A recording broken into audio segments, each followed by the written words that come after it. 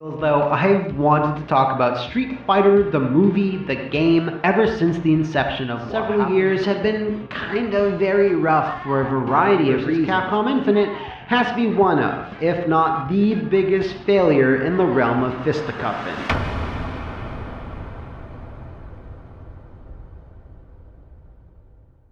Fight!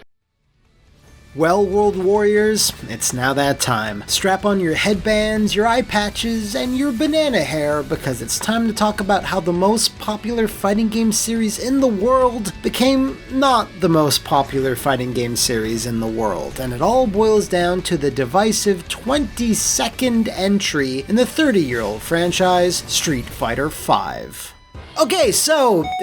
oh god, where do I start? Okay, so listen, real talk. It's pretty well known that SF5 had numerous issues both pre-launch, launch, and for a good number of years, post-launch, most of it being covered in a million other videos. 8 frames of lag, lack of content, less than optimal online play, unbalanced characters, kinda stale gameplay, esports shenanigans, etc., etc., etc. And while I'll mention those when applicable, it's not going to be the focus here. Just why did Street Fighter V, kinda not do as well when compared to Street Fighter IV and many other recent fighting games? What were the core issues that caused everything to sort of just fall apart from a business and developmental standpoint? Well, let's whip out our crystal balls to see if we can make it a bit more clear as to what the hell happened.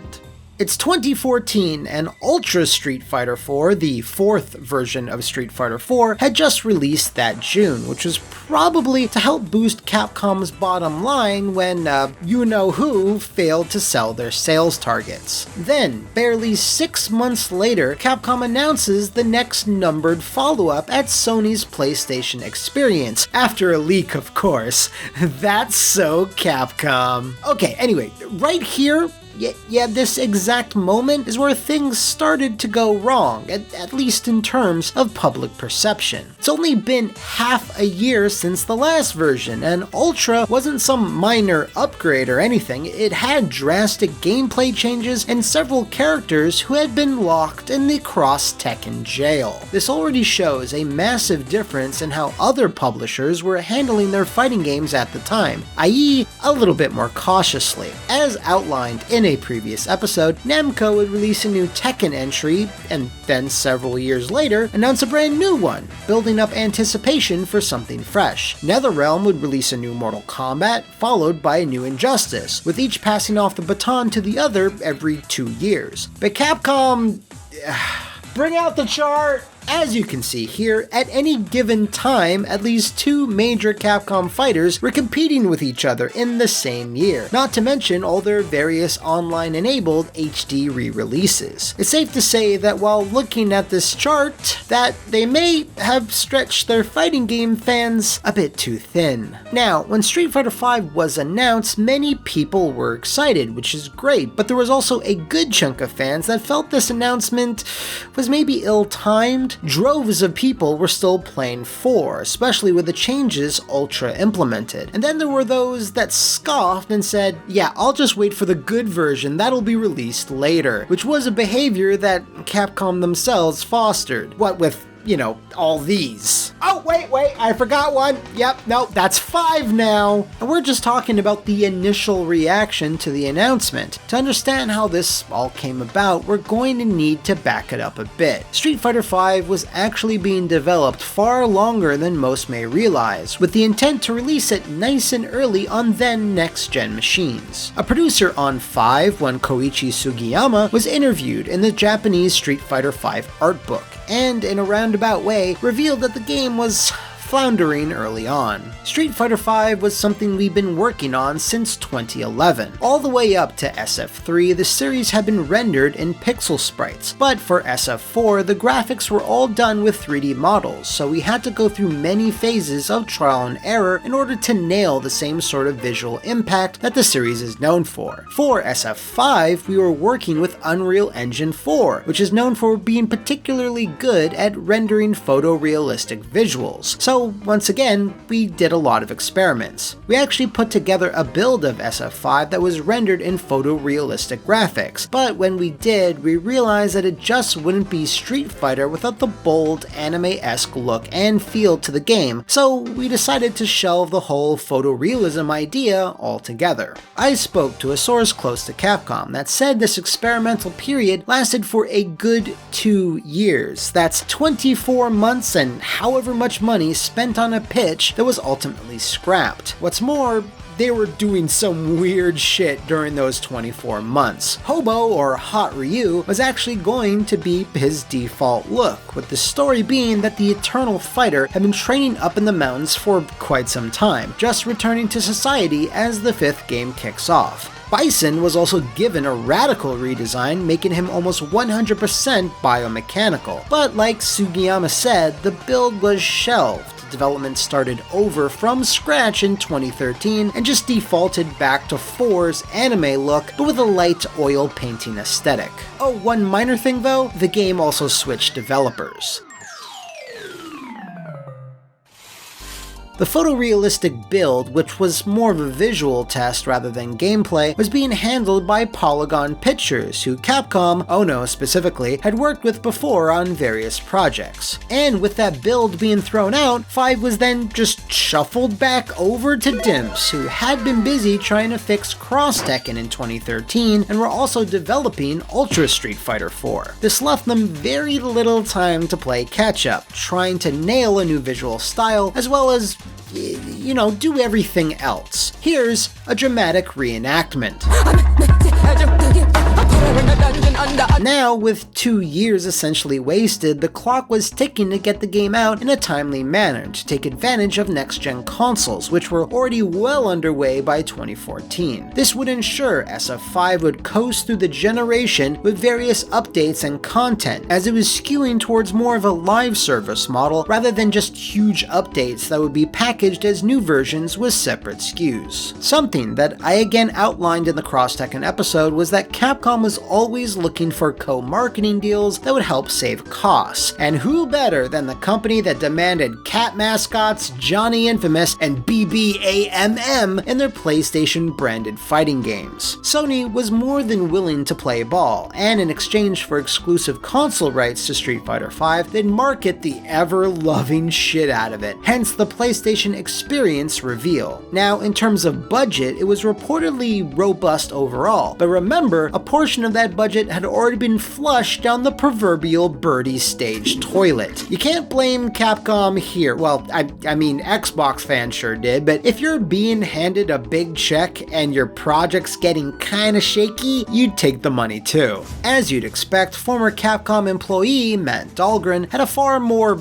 lip-service-y take on this momentous deal. The reason we partnered up with Sony is we share the same vision for the growth potential in the fighting game space. I'd say that the key aspect they're working with us on is executing cross-platform play. This is going to be the first time we've ever united our community into a centralized player base. Sony, the champion of cross-platform play. Yeah, that makes sense. Now, moving on to the actual development, well, Dimps got handed a raw deal. They had been exclusively using Capcom's MT framework for their last couple of titles, and were then handed Unreal 4 with zero experience working with it and just told to make it work. It's about here where you start to see where all the problems the game had at launch originally spawned from, but fortunately, things only got worse from there.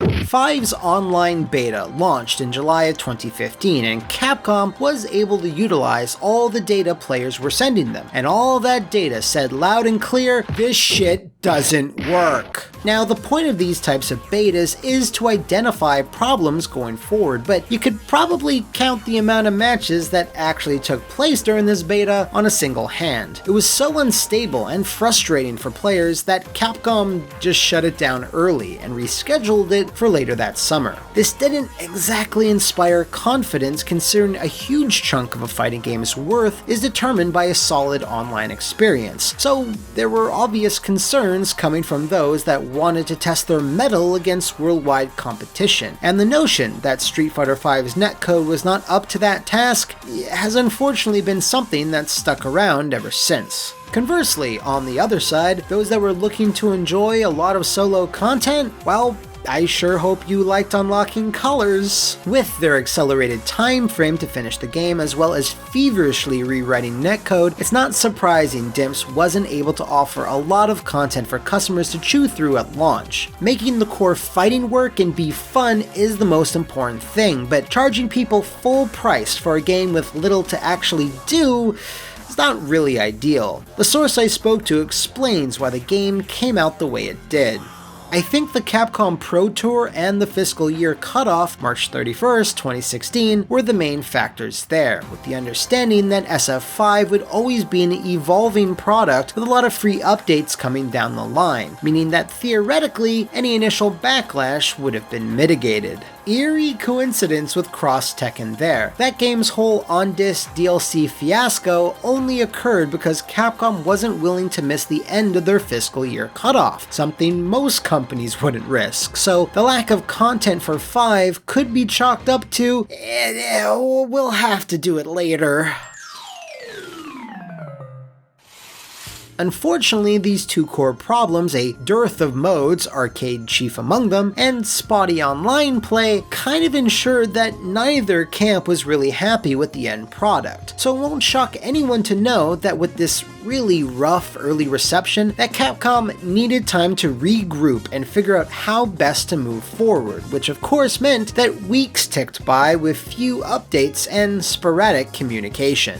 I think for a while after launch they were particularly short-handed, so they just didn't have the foresight to know what their pipeline looked like or when they could provide updates to the community. This live content model was also a new venture for the team, so there were a lot of unknowns in that sense. During this time, something that was meant to be a big band-aid for the game was the promise of a cinematic story mode. This was a point of contention between Capcom USA and Capcom in Japan, with the US side insisting it needed to be included, with Japan being somewhat resistant. It took a lot of cajoling to sell them, Capcom Japan, on a proper story mode, which came via title update long after launch. Capcom USA identified that as something certain competitors did better than Street Fighter, and wanted to close that gap. I'm not sure what Capcom Japan's position was, but they seemed to take a lot of convincing, perhaps understandable when you consider how much development was required for something tertiary to the main content. In hindsight, it might have been a mistake, or at least a waste of time. As stated, the story mode wasn't at launch, instead arriving almost 6 months later, and while being free was good for people who had already purchased it, it didn't exactly entice new ones, and thus didn't increase Capcom's bottom line. It certainly would have helped if it had been on offer from the start of the first round, but the fact it came so late, and the fact that A Shadow Falls was kind of,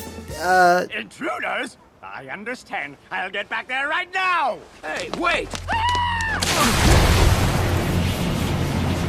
made it forgettable in a lot of respects. Obviously, there were way more bumps afterwards, and the game took ages to see a steady stream of content, but it was with the advent of Season 3 which saw a host of improvements, including arcade ladders, heavily fan-requested characters, along with several new ones. SF5 finally hit its stride in terms of providing a full-fledged fighting game, something that many of its competitors were able to do right out the gate. The rushed initial development and the transition of moving into more of a live service platform was clearly bungled from a variety of angles. 10 years ago, Capcom learned that Street Fighter 4's $40 overhauls, while something that may have worked in the 90s, were somewhat unreasonable in the late 2000s, but their embracing of more modern content delivery clearly needed some work as well. Street Fighter V has indeed improved in many areas, but it took essentially 4 years for it to get there. There's now a massive roster of characters, with one final season still coming, please add Sawada. Plenty of modes, costumes, rewards, and better online play that still might need some tweaking.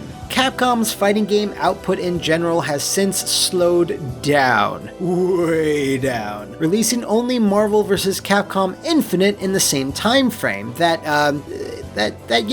So they are learning, however slowly, that it's a genre you have to do right at launch, to take your time, delay it past your fiscal year cutoff if you have to. It'll be okay. Fucking Monster Hunter, and there's gonna be 4 new biohazards, they can carry you, don't worry. It's weird that I'm giving this really obvious basic advice to a company who essentially birthed the fighting game, but sometimes you get a little rusty in between matches and you need to take a few hits, maybe get knocked down before you rise back with a wake-up dragon punch that finally finds its target.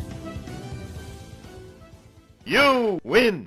Thanks to Big Boss C2 for the nomination, and if you want to put forward a game or movie of your choosing, then flash chop your way into the Flophouse VIP Patreon to force me to spinning pile drive it on our next episode. See you next time, and thanks for watching. We await your return, warrior.